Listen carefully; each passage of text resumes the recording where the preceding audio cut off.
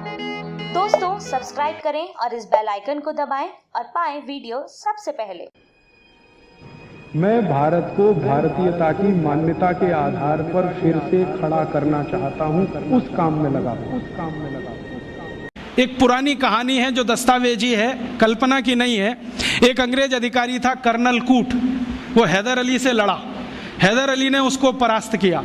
परास्त करने के बाद उसकी नाक काट दिया, क्योंकि हमारे राजा ज़्यादा से ज़्यादा यही करते थे, गला नहीं काटते थे, नाक काट दिया, कान काट दिया। क्यों? क्योंकि नाक कटना ही बहुत बड़ी बदनामी होती थी। तो नाक काट दिया उसका। कटी हुई नाक लेके वो भागा कर्नल कूट। वो खुद अपनी डायरी में लिख रहा है कि जब मैं युद्ध में हार गया, हैदर अली ने मुझे नाक काट दी, हाथ में लेकर मैं भागा और हैदर अली की सीमा खत्म हुई मैसूर राज्य की, तो बेलगाम नाम का एक गांव आया। वहां पर एक वैद्य ने मेरी सर्जरी की, 21 दिन मुझे अपने घर में रखा, सर्जरी करके लेपन लगाया, मेरी नाक जोड़ दिया। और आज मैं पार्लियामेंट के सामने कह रहा हूं कि भारत के वैद्यों को इतना ज्ञान है, वो ये सब कर सकते हैं। इसलिए हमें भारत में अपने लोगों को भेजकर ये विद्या सीखनी चाहिए। ये उसका भाषण है हाउस ऑफ कॉमन्स। तो कर्नल कूट के इस भाषण को सुनने के बाद अंग्रेजी सरकार ने तय किया, चलो कुछ लोगों को भेजो। तो अंग्रेज आए, उन्होंने यहाँ सर्जरी सीखना शुरू किया। और जो अंग्रेजों ने सर्जरी सीखा है, वो लिख रहे हैं कि जो जातियां भारत में सर्जरी में मास्टर थी, वो सब नाई थे। नाई समझते हैं? बाल काटने वाले। ये सब सर्जन थे 200 साल पहले। हाँ, सब सर्जन थे 200 साल। अब जरा सोचो कि नाई अगर सर्जन रहे हों तो वो पिछड़ी जाति कैसे हुई?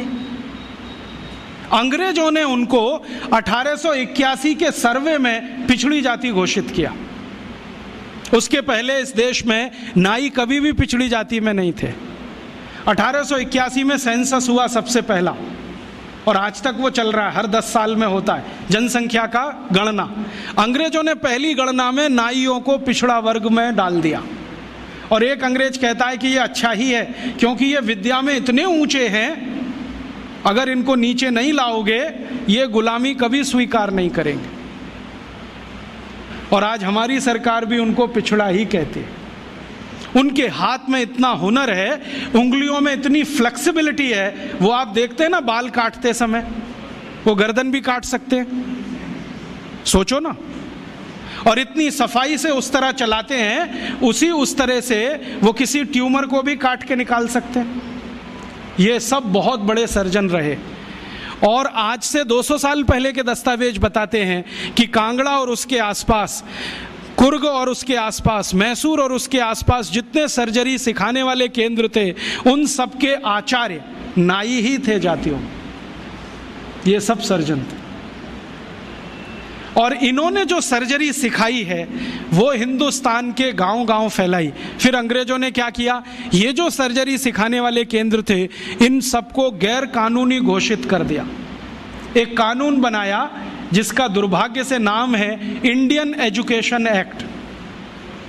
उसमें इंडियन कुछ भी नहीं है, नाम उसका इंडियन एजुकेशन एक्ट। उस कानून में उन्होंने ये तय किया कि भारतीय विद्याओं को सिखाने वाले जितने भी केंद्र हैं वो सब गैर कानूनी।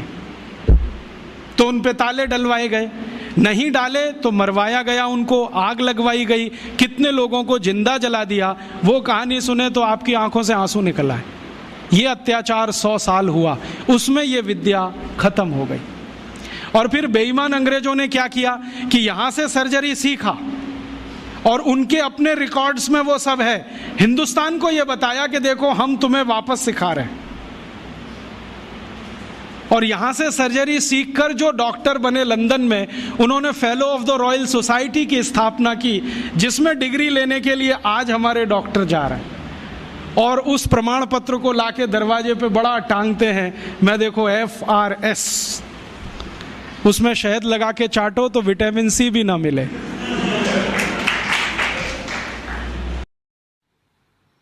दोस्तों सबसे पहले तो चैनल सब्सक्राइब करें, फिर लाइक, कमेंट और शेयर करें। और हाँ, हमारा एंड्रॉयड ऐप डाउनलोड करना ना भूलें।